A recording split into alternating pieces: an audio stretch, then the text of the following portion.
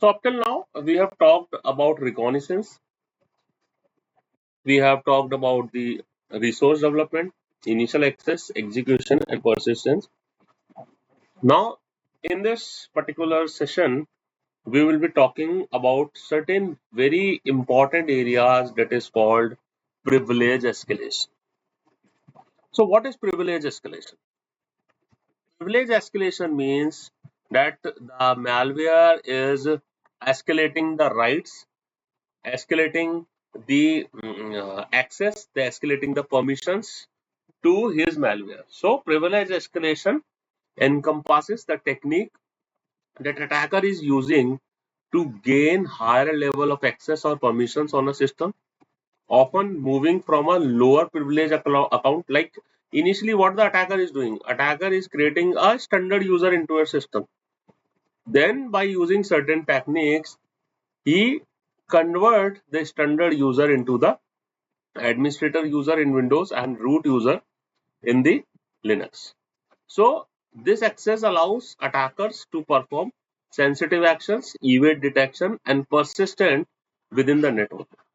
If we talk about certain privilege escalation techniques into the attack framework, like access token manipulation, in which attacker is manipulating the tokens to impersonate other user, because how the authentication is done, authentication is done in Windows using the access tokens. So he tried to manipulate the tokens. For example, they might steal or forge access token to impersonate a higher privilege account. So basically, he tried to show to the machine, because now in Windows now we have a TPM, that is called Trusted Platform Module. So in the Trusted Platform Module, all the things are finalizing through the access token. So he tried to fool this access token module. So you can think that the malwares are designed in such a way that they are trying to uh, uh, evade the inbuilt security of the Windows. Also, he can do the exploitation for privilege escalation. Exploitation means he can exploit the software vulnerabilities to escalate the privileges. Also, sometimes there are kernels. So in every machine you have a kernel. Every operating system has a kernel, and sometimes there are inherent vulnerabilities in the kernel also. So they can use that particular area. Also, you have certain vulnerabilities like buffer overflow system in your machine and all. So this can also be used. So we have seen that these privilege escalation is a very serious issue, and usually without this, the attacker is not going to move forward. So privilege escalation are often difficult to detect. Seriously, it's very difficult to detect because attacker frequently exploit system functionality or legitimate tools like schedule task, DLL. So he used to replace all these things, and security teams can detect the potential privilege escalation by monitoring the changes to the user privileges, by scanning for known exploits and analyzing the abnormal activity for the critical system. So if you are good to go with the privilege escalation techniques, you can implement better monitoring and defense strategies. You can detect the anomalies and indicating privilege abuse and improve the incident. In this privilege escalation also, you will see lot of IOAs are visible, lot of indicator of attacks are visible, and if you go one by one and try to find out these particular IOAs, then definitely you are able to find a lot of positive notes onto this particular framework. Then let's go to the different one. We have just completed the privilege escalation.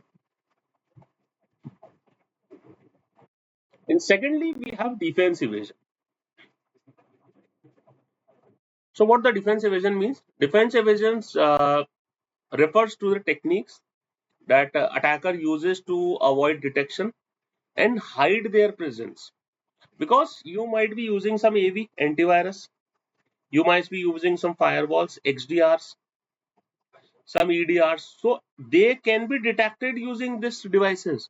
So now what he will do, he will try to defense evasion, try to hide himself. So these techniques used to avoid detection and hide their presence within a system or network. This tactic is crucial for attackers to maintain the access, avoid being discovered. See, this is very important. Nobody want to become discovered.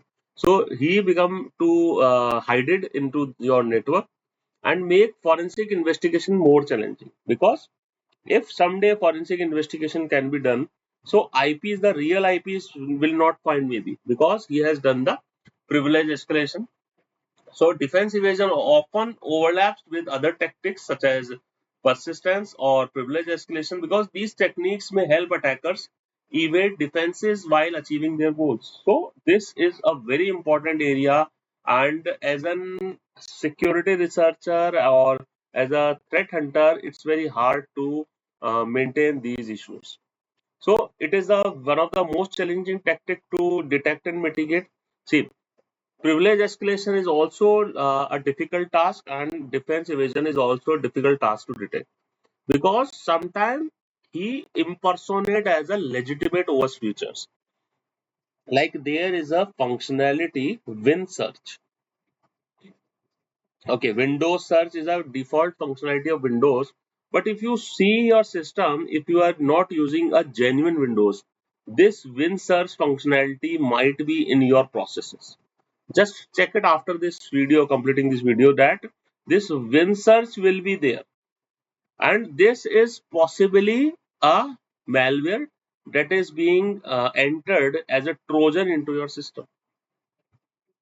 So to defend against these techniques, security team must employ advanced threat detection tools like behavioral analytics.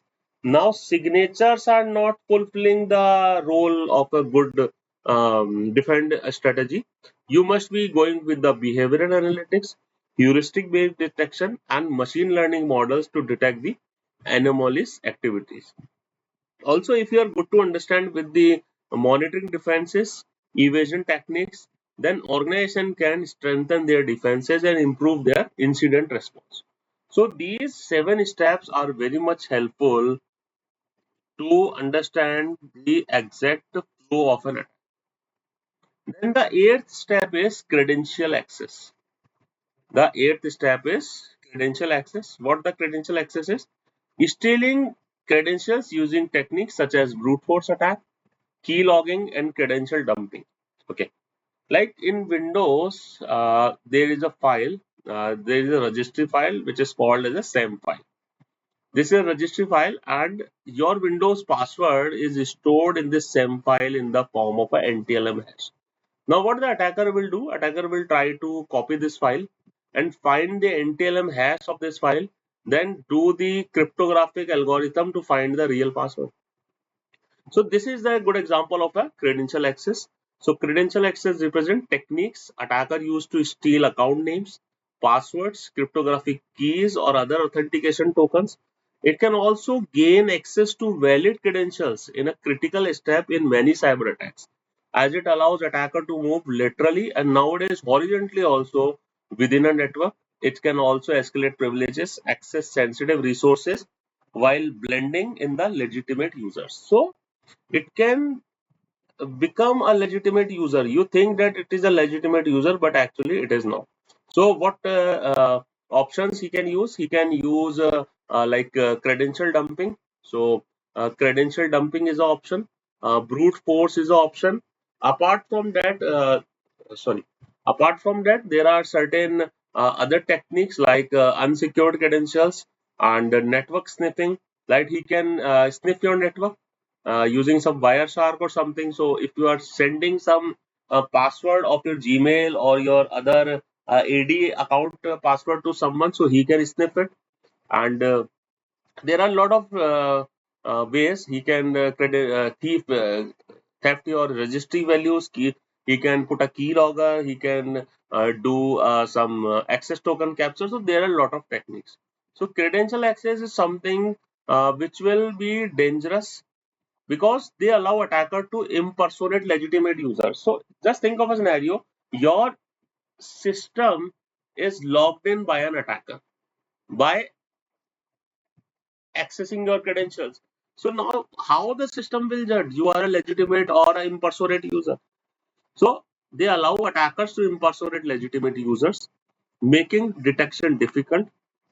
Also, your defense strategies include implementing multi-factor authentication to uh, to reduce this, because just by password he is not able to access. So password plus some OTP or some authenticator ID could be helpful.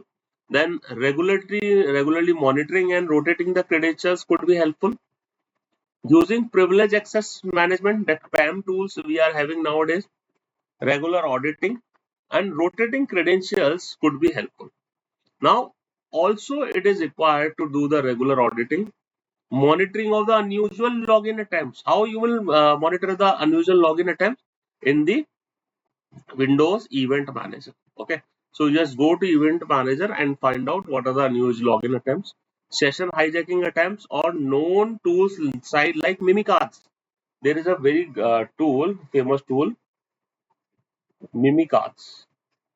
Okay, so it is basically a credential theft. It is a very famous credential theft tool. Credential activity, access activity is there if this tool is, if you see somewhere into the logs. So understand these techniques help organization building strong defenses, such as enforcing least privileges and maximum authentication, deploying EDRs, and a lot of solutions you can put down to enhance the security of your particular organization.